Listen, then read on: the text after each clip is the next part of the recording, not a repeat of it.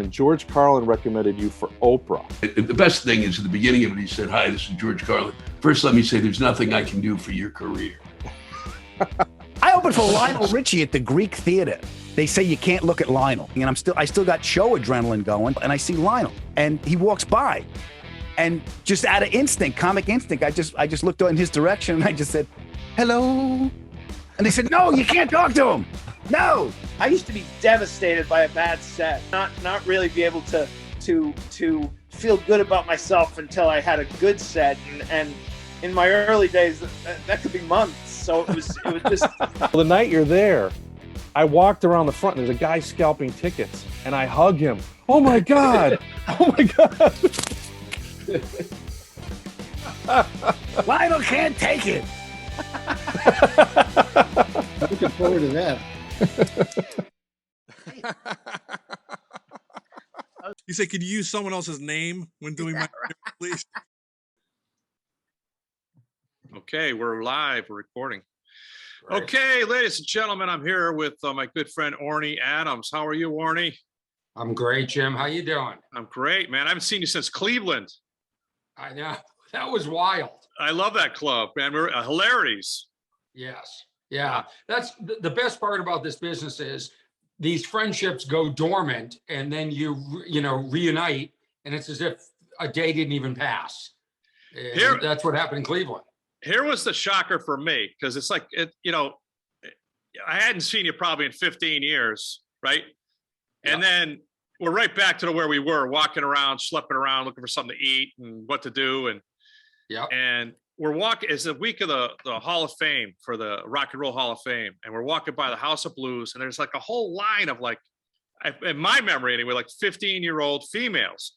And they see you and they start shrieking. And honest had no idea. I was like, Orny, what the hell is going on? And they were like, Teen Wolf. I go, what is Teen Wolf? I know, it's wild. I had no idea. I had no idea. These young fans are rabid. I wish I had that fan base in comedy. I wish people scream like that for my stand-up, but that's not the case. Dude, I don't know if it was a Beatles moment or a Monkees moment, but it was like 30 or 40 like I say, 15-year-olds and their moms, and they shrieked when one of them saw you, I have no recollection of this at all. I do know when I was in Israel with my family, I told them, I go, sometimes I get recognized and the young people go, they're extreme about it. And then it happened so many times. They said, we believed you, but we didn't understand it was like this. And they would surround me. It was scary. And my parents would videotape it. My nieces, it's cool. And I'll tell you what I learned from that experience is, in stand-up comedy, our fans are just so judgmental, and comedy fans are hardcore. Right? They're like opera fans. They know when a joke is right or it isn't right. Right. And which is great. It's great to be under that microscope. But the Teen Wolf fans they're just all loving. I couldn't do wrong at all. Right. Comedy, you get a Yelp review and then a laugh or not. Yeah. I found that last piece to be kind of pedestrian.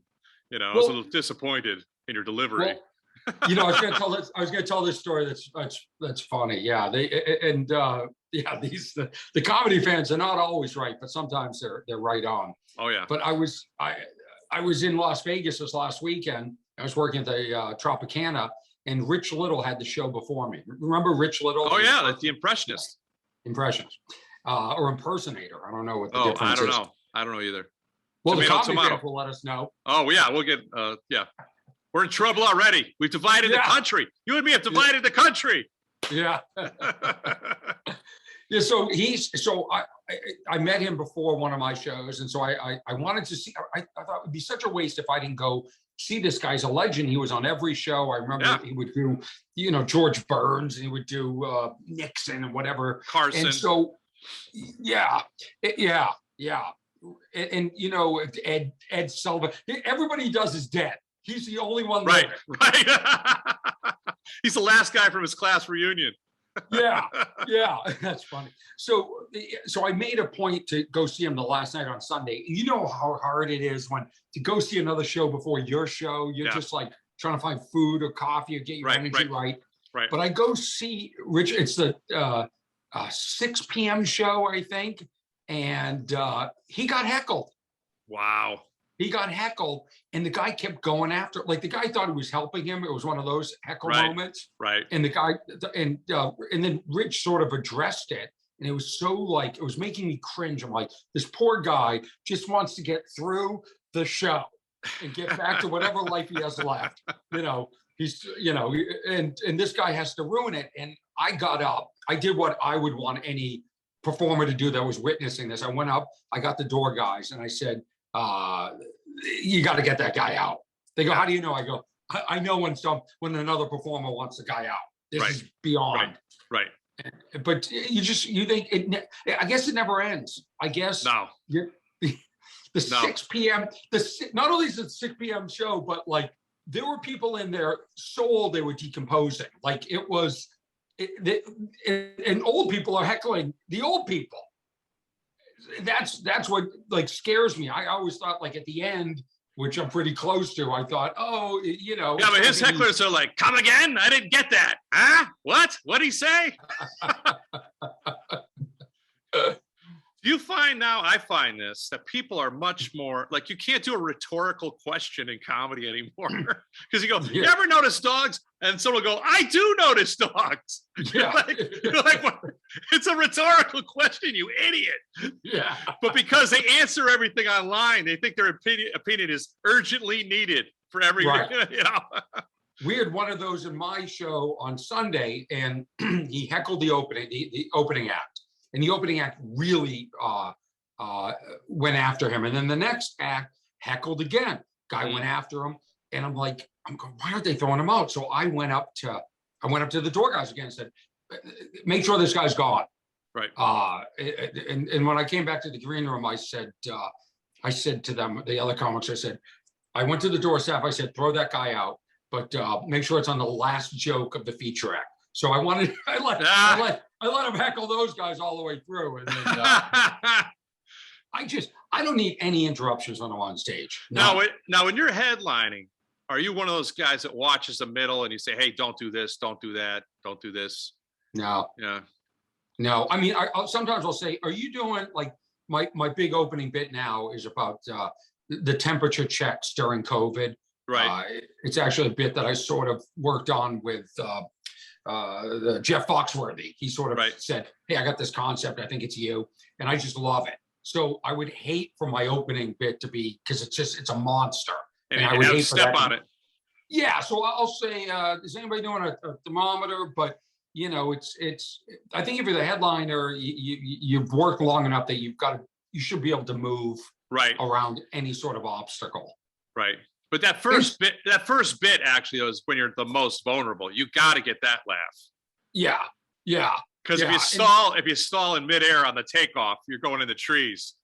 Yeah, and Vegas, like the sets are 40 minutes. In 40 minutes, I don't know what to do. Like I'm editing. So the first night, I look up, I'm at 30, and I'm like, oh my God, I'm out of time. I better get into the closing stuff. Right. And then at 35 minutes, I'm like, oh shit, I'm done with the closing stuff. Now what do I do? Like I couldn't time it, Yeah. And we had on Saturday night, this is what I was up against. I love when I'm in a town and you're up against something, and that's why you're not selling tickets. And usually it's legit. It's not legitimate. You're like, well, why is it usually sold out? They're like, well, the garlic festival's in town. Oh, right. But this weekend we had the Rolling Stones. Oh. And Sting in another venue. Like, and even Sting's going, shit, the Stones are in town? Right. Right. And so on Sunday night, I noticed that I went to you've been to the Las Vegas, the old town, whatever that's called. Sure, yeah. Yeah, downtown Las Vegas. So I went there, and then one of the other comics said, Mick Jagger was there earlier in the day too. And he posted pictures and nobody recognized him. So I got up on stage. I said, I was in downtown. I said, Mick Jagger went to downtown Las Vegas and nobody recognized him. And I couldn't believe it. And then I went to downtown Las Vegas today and nobody recognized me either. Well, you're lucky there was no Teen Wolf fans, Well, I wear a hat, glasses, and a mask. And yeah, that'll do it. and I'm sure Mick does too. You know, you wouldn't recognize Mick Jagger, except he's probably really skinny and he's the only one wearing like a suit. You know, that's interesting. I bet there's people out there that like the mask thing because it gives them a little bit of, you know, they can hide in plain sight now, you know? Yeah. Remember Michael Jackson used to do it? Yeah, that's right. He was ahead of the game.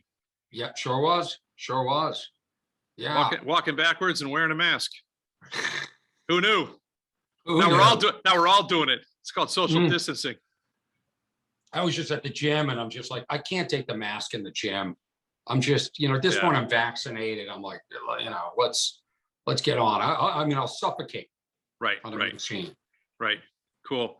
Well, listen, I think we got to mention this. You're going to be the comedian of the year at the Boston Comedy Festival this year. And we're going to have Orny Adams at the Somerville Theater. And it's going to be a blast. It is every year. And what's great about, we have different kinds of acts sometimes. And it's always great when we have a great comedian who's coming home. You're from Boston. Let's talk just for a second about your time in Boston. And then I'll cut you loose because I know you got stuff to do. Yeah. Yeah. What do you want to know? I started when I was in college. Right. So this is how I see my Boston experience. I'm a Boston comedian. I grew up outside of Boston. I grew up in Lexington. Right. And I would go in and do shows with you. Right. You know, we were at Nick's. We do Stitches. We do The Connection. All the Dick Dohertys. We would do Catch. What's that? Remember Catch? Catch in Harvard Square. Yeah. You do all of Mike Clark's rooms. You do all the satellite, the Aku. I remember one time I couldn't believe that I was booked at Nick's in Worcester. And it was in the Aku, was it in Worcester, like a Chinese restaurant? Are you thinking of Dick Doherty's Club? Or was it the Palace, the Comedy Palace? No, and we do the Comedy Palace too for Ronnie. And I remember I worked one weekend with Jimmy JJ Dynamite. And he refused to say dynamite unless they paid him more. Oh, yeah. And now he's doing these ads. Right. All he does is say it is dynamite everywhere. And he says dynamite. So let that be a lesson. I did a roast in Vegas and he was sitting there. And so my line was, I go, you know, a lot of people don't know Jimmy doesn't like doing his catchphrase. I go, come on, just say it for everybody here. Come on. What are you talking about, Willis? Say it. Say it. That's funny. And he said after, he goes, that's the first time somebody's made that funny to me. You know, it's the first time, like, you know. Now it would be accused of being racist. That's what. That's too bad. Yeah. Okay. Yeah. And I've just put that out in the world. Well, he loved it. If that counts. Yeah. And I'm just saying you got to tiptoe. So I know, it's a roast though. People shouldn't even be allowed in roast anymore. If you haven't done comedy for 8 years, you can't go to the roast. You can't see the roast because you don't understand it. Right. You know what I mean? You know, I say things. This is what I love about the live shows. Like in Vegas, there was one show I said something that I wouldn't want on tape, but the audience loved it. And it's so funny because contextually you get it. And that's what like stand-up comedy used to be so sacred. Like the green room, it was sacred. Everything that was said was like sacred. And on stage, it was sacred and it wasn't recorded. And it was like just for that one time. I always hated specials because you'd watch like, you know, I used to love like Anthony Clark. His personality was so infectious on stage, but it didn't work on tape.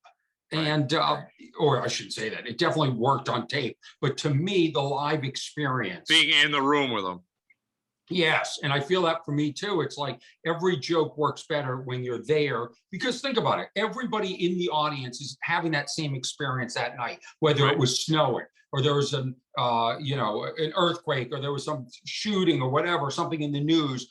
We're all there at that time with the same sort of events around us. And then, you know, a year later, you're watching it on Netflix or wherever, Showtime, and it just doesn't translate. Right. And when we were starting, we'd work Nick's. It was grimy. It was dirty. It was comedy for the sake of comedy. It wasn't like who's going to get a special, who's going to launch. It was like, and it was risky. It wasn't. Yeah. I agree. We weren't the Leno generation that was doing strip clubs, but certainly you had to explain a lot to your parents, you know, why you were doing this or other people. And I think that's lost now. Yeah. Well, we're bringing it back on Saturday. November 13 with Orny Adams. Orny, thank you so much for doing the podcast. And I'm never going to tell that story again about JJ Walker. Well, it's 15 years ago. Yeah. It's a different time. Context, people. Context. Yeah, I'm not big enough to be canceled, by the way. People would have to know who I am first, which they don't. Yeah. Listen, I'm not either. It's you can think about your career in certain ways. Like if you took off and you're like at that like mega up here, and people are coming after you. There's lawsuits, there's this, right. There's that. But if you have a good career like this, like if you're making a living doing comedy, you've done well. Right. You've done well. And it's an honor to to be part of just to be part of the festival is an honor. And to get this this award is it's ridiculous as far as I'm concerned for me. And I'm a Boston comic at heart, and Great. Just to be called a Boston comic is award. That's the biggest award that you can have, because those days, and who was in my class, and it was a tough class, and nobody does comedy better than the city of Boston. That's it. That'll stand by. All right. Well, I'm glad you liked it, because there is a tattoo that's issued. So we'll put the Red Sox B on your shoulder.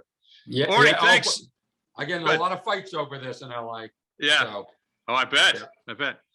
All right. Orny Adams, ladies and gentlemen, thank you so much. Thanks for coming on the podcast, buddy. And we'll see you Saturday. Yep. See you soon. Okay. Thank you. Bye. Bye.